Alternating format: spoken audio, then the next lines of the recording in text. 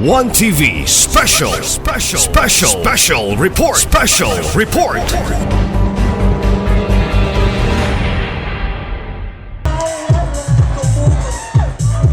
Grabe, kumukuti-kutitab.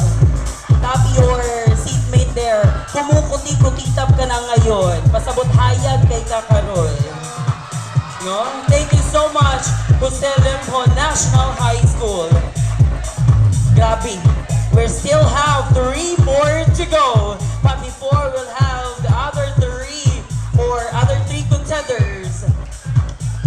Ladies and gentlemen, dili pwede nga ato ang sugdan kung wala ang atong inspirational message. To fuel our contestant spirits even more, we are truly privileged to have a message from our city leaders to deliver inspirational message. Let's welcome our tourism chair and city councilor, Honorable Roland D. Quisuezo Jr. Pak mga kasilinganan. Introduction. Maayong Pasko o Zamisnons! Una magulay tawo. Maayong Pasko o Zamis! First, I would just like to express our deepest and sincere gratitude sa tanan nga naakaroon dinhi nga ning saksi, ning anhi, nag-promote, ning tabang o ning support sa atong mga star karong gabiuna nga ato ang mga performers sa coming from the 6 different schools, atong pakpakan atong mga kaugalingon ug pikpika inyong mga tapad ug ingna ug maayong Pasko kaninyong Brad ug sis. Pikpika. And of course, I would like to deliver a message coming from our local government unit nga executive office, of course represented by our Mayor, the Honorable Attorney Sam Norman Fuentes.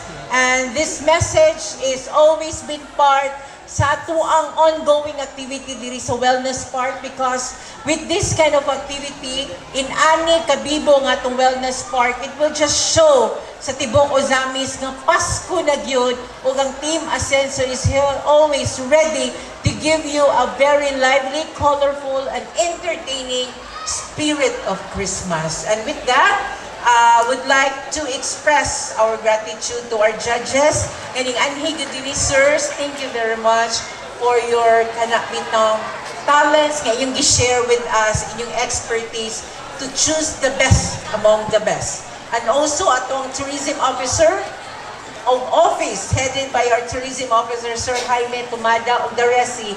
Nadira si Ate Nessie, si Ate Gemma, si Mark, si Michael Fuentes. Thank you, good. The entire staff with you. Wag dito inani, kabalo ko nga busy kay ta with the decorations, mga overtime, pero we still keep it up. We still make it to the top and we still make it nga perfect. In fact, bisag si decoration, James, grabe. Mabuhay ka, James, hanggang gusto mo. And of course, ato ang especially sa ato mga VIP, sa ato mga star karon, kamo ang among pinaka-importante, because ingon pa sa ato ang mayor nga we need to enhance, we need to nurture, ato yung i-promote, atong suportaran ang ato ang mga kabatanunan, especially in the singing competition nga ingon ani, because tanan nga mga big stars nagsugod gyud na sila ingon ani nga mga singing competition, choral o mga solo competition. So inani among pagpamaagi para amo mo matagan og dako kay pagtagad nga in the future you could be proud na before I became who I am today, I was once a choralist competition, a performer sa usa sa mga singing competition nga gipangkandak o ginahimo sa Team Ascenso. Inana mo namo kapalangga kay ang inyong talent pinaka-special namo. And with that, I would just like to express this sa tanan nga principal nga we know naghago uban na stress uban nga overtime just to present a very wonderful presentation din sa stage, bringing this very spirit of Christmas. Atong mga principal, teachers, katong conductors, supporters, parents nag-abang pag mga costume ning adto pagtanggob para manghula mo costume mangabang. Thank you for all this effort. And mind you, those short notice, kaya mo mong gipahibalo, ning hangyo mo nga aktong imo, kay supposedly, this is every weekend, we understand that.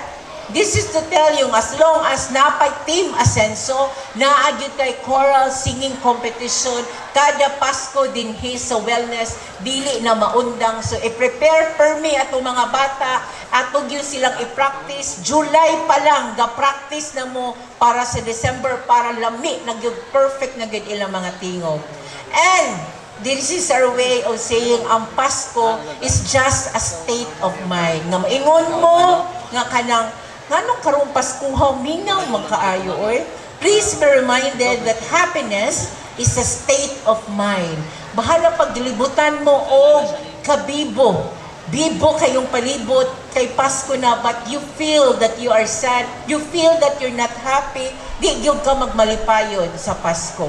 Kung imong gidawat nga ang Pasko, birthday sa atong pinalangga nga si Jesus, magmalipayon ka, ug imong i-celebrate, bahalag ang imong palibot mingaw, ikaw rag isa or duhara mo, pero ang imong hunahunang kasing-kasing, malipay ka, then that is a very Merry Christmas ang imong ma-feel. And with that, gikan sa ato ang Governor, Henry S. Waminal, sa atong Congressman Ando Waminal, sa ato ang Asenso Party List Congressman Indy Waminal, o sa ato ang head sa executive nga ato ang halangdong Mayor Attorney Sam Norman Fuentes, dawata ang among dakuking pagmaya, and we will see you tomorrow for another batch sa atong 6 rounds nga clustered na mga barangays, including sa atong 6 kadpod nga set of mga estudyante for tomorrow. And on the finals, we will be seeing, because we will be choosing top 3 tonight and tomorrow also top 3 that will be competing this coming Saturday dinhilan gihapon sa Wellness Park na stage. With that, maayong Pasko kanatong tanan, ubunta kitang tanan magpasaulog sa Pasko na puno sa malinawon, malambuon ug malipayon nga pagsaulog. Daghang salamat, maayong gabi, and happy Merry Christmas. Let's work, let's all welcome Ozoma City School of Arts and Trade!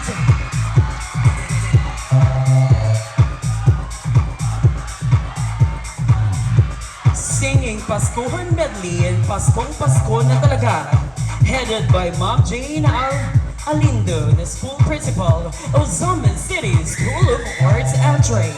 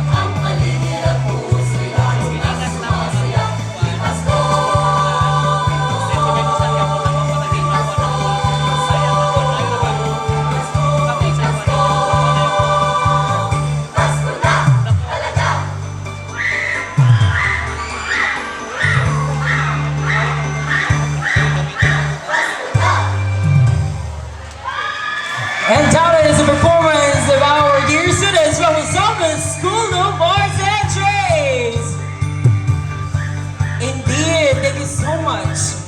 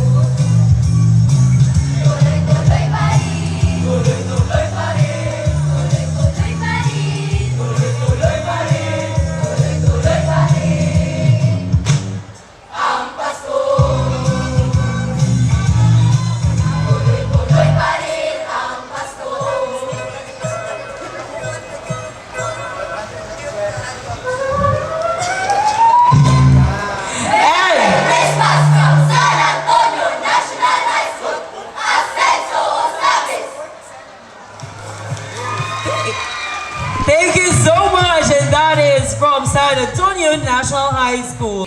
With so much ado, let's welcome from Pulot National High School!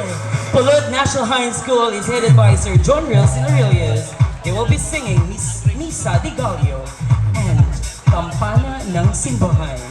Once again, Pulot National High School.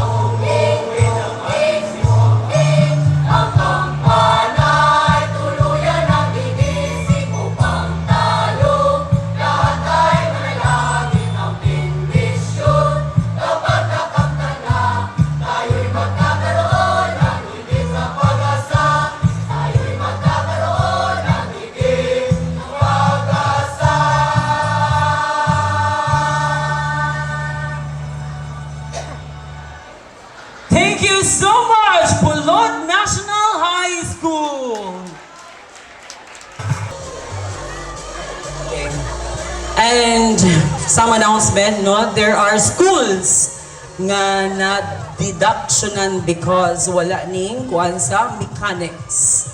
No, grabe kay itong mga judges in terms of sa mechanics. So kinahanglan.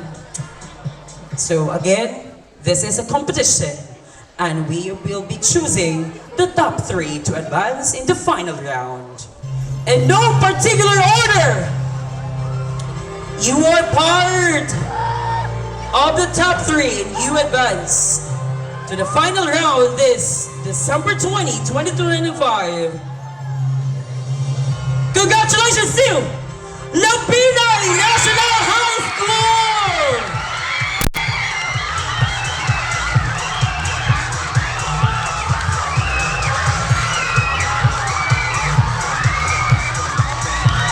And you are part of the top 5 in no particular order.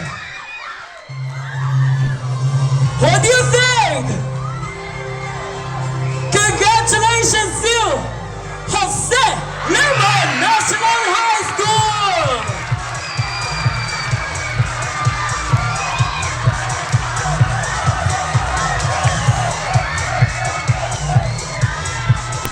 And the last contender to be part of the top 3 and advancing to the final round is... Who do you think? San Antonio National High School? Pulot National High School? Is it Ozamis City School of Arts and Trades? Or Misamis Annex Integrated School? Who do you think? And the contender who will advance to the final round is Ozamis City School of Arts and Trades! Once again, congratulations to our top 3. Still, congratulations Pulot National High School, San Antonio National High School, Misamis Annex Integrated School. Now may I request the Misamis Annex Integrated School to please be here. Come on, Misamis Annex. Misamis Annex, please be here on the ground. 1, 2, 3, say cheese! Once again, congratulations